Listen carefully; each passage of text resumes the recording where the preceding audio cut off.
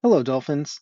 In this video, we will cover waitlisting classes and a new feature in Campus Experience called Drop If Enroll. This new feature allows you to automatically drop one class if you're successfully enrolled from the waitlist. Here's how you get started. From the student dashboard, click Class Information, then Class Search. From here, find the class that you would like to enroll in. In this case, we have the class number, and we're going to click on the additional actions, then Enroll. From here, the waitlist if class is full is automatically selected for us. So in the drop class below, if enrolled in the class above, click in drop class, then select the class that you would like to drop if you're successfully enrolled into Anthropology 102.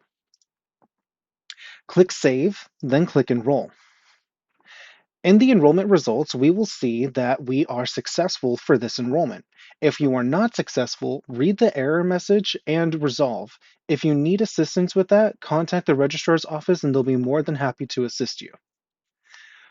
To confirm, you can click on Enrollment, go to, let's say, Drop Classes, and then you can see this for Waitlist and this for Drop If Enrolled, to confirm that you did successfully enroll in the waitlist and select the course that you want dropped if you are enrolled from the waitlist.